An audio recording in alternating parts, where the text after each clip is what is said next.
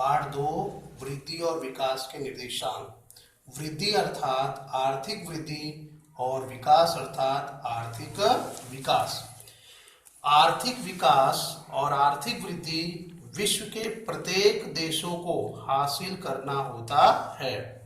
यह शब्द सन 1939 से 1944 के बीच हुए दूसरे विश्व युद्ध के पश्चात प्रचलित हुआ, जब दुनिया के विकासशील देशों ने अपनी बेरोजगारी, गरीबी, असमानता, भूखमरी की समस्याओं के निराकरण हेतु तीव्र आर्थिक विकास पे भार दिया। तब से ही आर्थिक विकास और आर्थिक वृद्धि का शब्द प्रचलित हुआ। विकासशील देशों ने आर्थिक विकास द्वारा विकसित देशों की तुलना में प्रति व्यक्ति आय का अंतर घटाने का और जीवन स्तर ऊंचा ले जाने का निश्चय किया। विकासशील देश आर्थिक विकास द्वारा गरीबी, बेरोजगारी घटाकर प्रजा का जीवन स्तर सुधारने का उद्देश्य रखते हैं।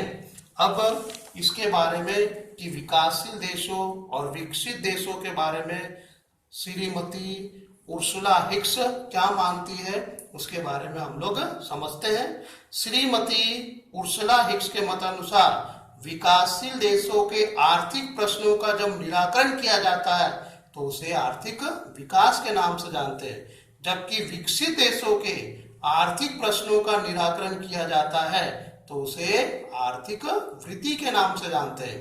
आर्थिक वृद्धि का अर्थ, वृद्धि अर्थात आर्थिक वृद्धि।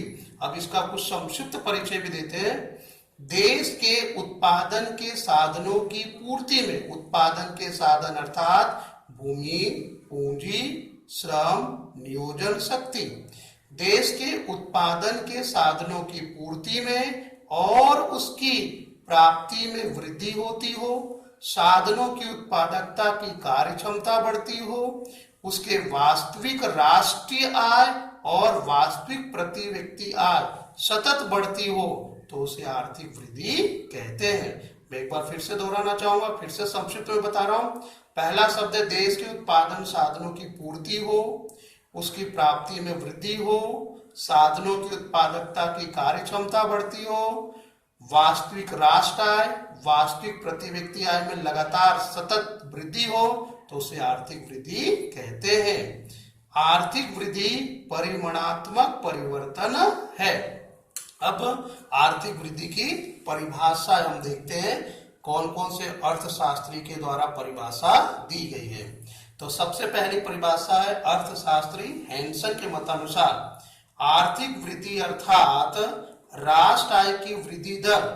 आर्थिक वृद्धि अर्थात राष्ट्र आय की वृद्धि दर अथवा वस्तुओं एवं सेवाओं के कुल उत्पादन की मात्रा में हुई वृद्धि।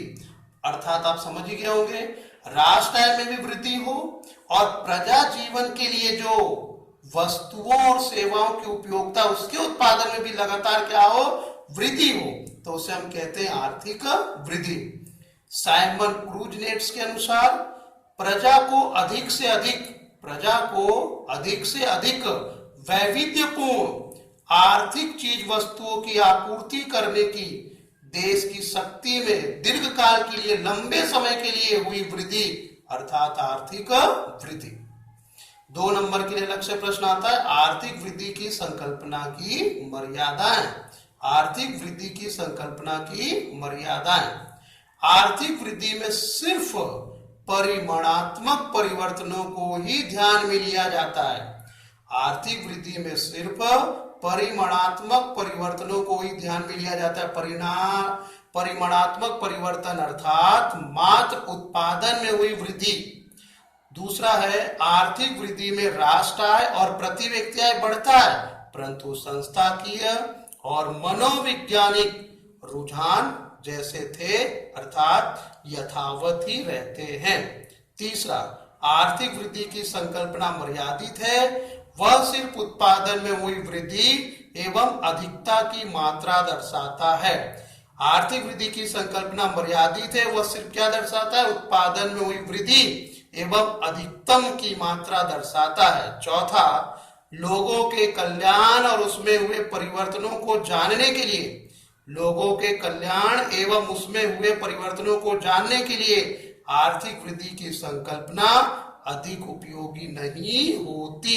तो ये आपने देखा आर्थिक वृद्धि के विषय में, जिसमें आपने जाना आर्थिक वृद्धि और आर्थिक विकास शब्द का प्रचलन कब से हुआ, आर्थिक वृद्धि का अर्थ, आर्थिक वृद्धि की परिभाषाएं और आर्थिक वृद्धि की संकल्पना की मर्यादाएं।